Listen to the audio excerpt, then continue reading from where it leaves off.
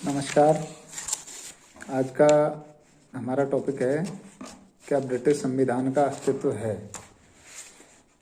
हम जानते हैं कि ब्रिटिश संविधान विश्व का प्राचीनतम संविधान माना जाता है और उसका स्वरूप अलिखित है, यानी ब्रिटेन का संविधान अलिखित है। और इस संदर्भ में एक कहानी भी है जिसमें बर्क कहते हैं कि लिखते हैं अपनी पुस्तक फ्रांस की राज्यक्रांति में कि ब्रिटेन का संविधान सर्वश्रेष्ठ संविधान है।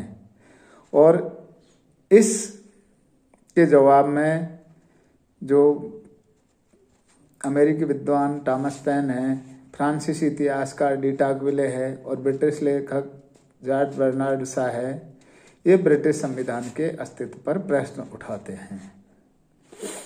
हमें दो तरह के मत इस संदर्भ में मिलते हैं कि क्या ब्रिटिश संविधान का अस्तित्व है। कुछ विद्वान हैं जो ये मानते हैं कि ब्रिटिश संविधान का अस्तित्व ठीक उसी तरह से है जैसा कि दूसरे देशों में संविधान का अस्तित्व होता है, और कुछ विद्वान ऐसे हैं जो ये मानते हैं कि ब्रिटिश संविधान का अस्तित्व नहीं है। हम पहले ये देखते हैं कि ब्रिटिश संविधान का अस्तित्व कौन कौन से विद्वान स्वीकार नहीं करते हैं और वो क्यों नहीं स्वीकार करते हैं। ब्रिटिश संविधान का अस्तित्व नहीं है या ब्रिटेन में संविधान नहीं है या ब्रिटेन में संविधान का अस्तित्व नहीं है, ऐसा कहने वाले विद्वानों में अमेरिकी विद्वान टॉमस पेन, फ्रांसीसी इतिहासकार डी टॉकविले और ब्रिटिश लेखक जॉर्ज बर्नार्ड शॉ प्रमुख हैं। टॉमस पेन का कहना है कि जहां संविधान को प्रत्यक्ष रूप से उपस्थित नहीं किया जा सकता, यानी जिसको हम एक बुक के रूप में दिखा नहीं सकते, वहां संविधान होता ही नहीं है। इन विद्वानों के जो तर्क हैं कि ब्रिटेन में संविधान का अस्तित्व नहीं है, ऐसा कहने वाले विद्वानों के जो तर्क हैं उनमें निम्नलिखित तर्क है।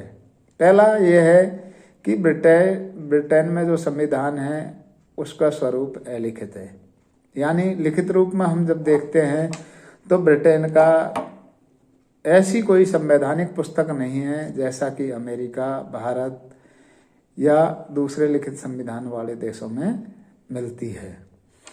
दूसरी बात कि ब्रिटेन के संविधान में जो संशोधन की प्रणाली है वो बहुत ही लचीली है, और वो इतनी लचीली है कि ब्रिटेन की संसद साधारण बहुमत के आधार पर ब्रिटिश संविधान के किसी भी प्रावधान में संशोधन कर सकती है, ऐसा माना जाता है। तीसरा यह है कि ब्रिटेन में अमेरिका और भारत की तरह संविधान की सर्वोच्चता का सिद्धांत नहीं अपनाया गया है, बल्कि वहाँ संसद की सर्वोच्चता का सिद्धांत अपनाया गया है। यानी संसद सर्वोच्च है, सत्ता का जो सर्वोच्च अधिकारी है वो वहाँ की संसद है। जितनी भी देश की शक्तियाँ हैं, राष्ट्रीय शक्तियाँ हैं, वो संसद में निहित है, और इसी कारण वहाँ की संसद जो चाहे निर्णय ले सकती है। एक मत है कि ब्रिटेन की संसद स्त्री को पुरुष और पुरुष को स्त्री बनाने के अलावा और सब कुछ कर सकती है। तो ऐसा मत जिस संसद के बारे में है वो संसद सर्वोच्च है, ऐसा विद्वानों का मानना है। इसलिए वहाँ जब संसद सर्वोच्च है तो संविधान का अस्तित्व क्या रहेगा। जब संसद की मनमर्जी पे ही संविधान का स्वरूप निर्भर करता है तो संविधान का अस्तित्व नगण्य है, ऐसा इन विद्वानों का मानना है। लेकिन एक दूसरा मत भी है जो ये मानता है कि ब्रिटेन में ठीक उसी तरह से संविधान का अस्तित्व है जिस तरह से दूसरे देशों में है। ऐसे विद्वानों में professor Munro, Burke, Ivor Jennings, Bryce, Finer, ओगजिंक आदि विद्वान शामिल हैं। इन विद्वानों का मानना है कि जो लिखित और अलिखित संविधानों का भेद किया जाता है ना, वो भेद वास्तविक भेद नहीं है बल्कि एक अवास्तविक भेद है। डायसी का कहना है कि संविधान लिखित है या अलिखित, उन सभी नियमों और कानूनों का संग्रह होता है जिनका राज्य की प्रमुख सत्ता के प्रयोग अथवा वितरण पर प्रत्यक्ष या परोक्ष रूप से प्रभाव पड़ता है।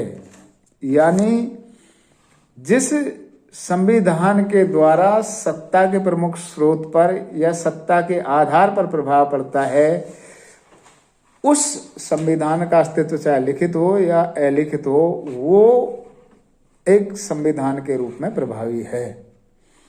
गार्नर कहते हैं कि लिखित और अलिखित संविधान में केवल मात्रा का भेद होता है, न कि प्रकार का भेद।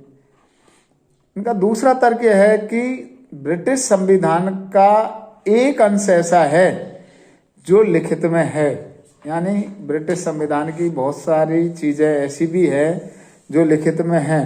जैसे हम देखते हैं कि ब्रिटेन में मानवाधिकारों का जो मैग्ना कार्टा है 1215 का, वो लिखित में है। 1628 का अधिकार याचना पत्र है, वो लिखित में है। 1689 का अधिकार पत्र है, वो लिखित में है। आयरलैंड की स्वतंत्रता का अधिनियम 1920 वो लिखित में है। सम्राट के मंत्री परिनियम 1937 लिखित है और भारतीय स्वतंत्रता अधिनियम 1947 लिखित है। यानी ऐसे बहुत सारे दस्तावेज हैं जो लिखित रूप प्राप्त कर चुके हैं और ऐसे ही और सारे भी दस्तावेज हैं जिनको हम लिखित रूप में दिखा सकते हैं ब्रिटिश संविधान के अंतर्गत।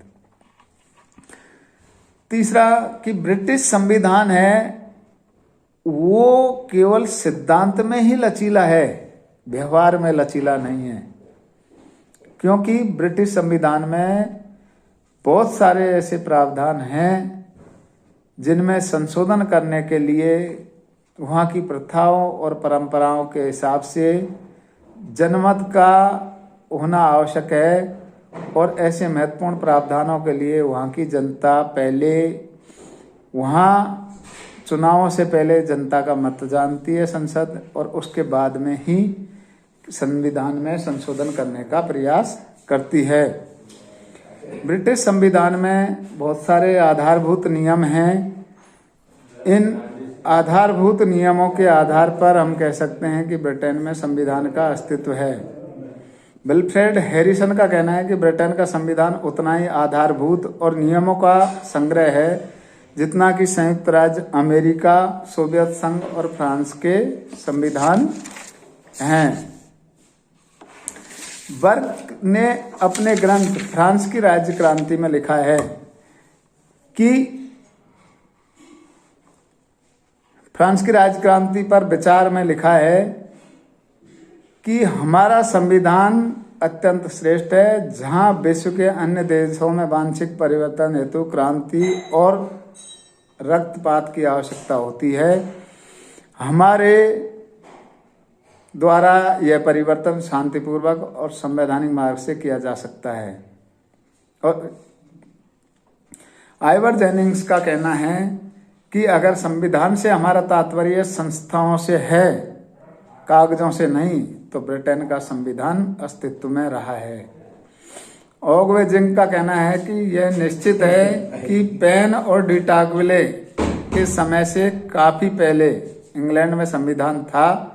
ऐसा संविधान जिसकी सत्ता के प्रति ब्रिटिश जाति सचेत थी और उसके इतिहास पर गर्व करती थी।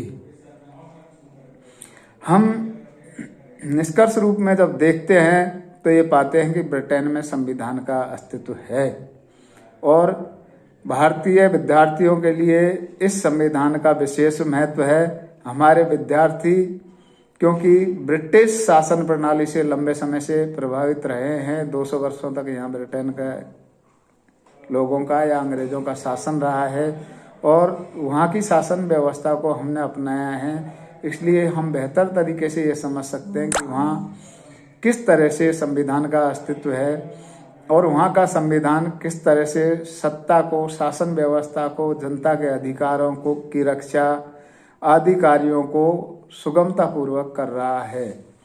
धन्यवाद।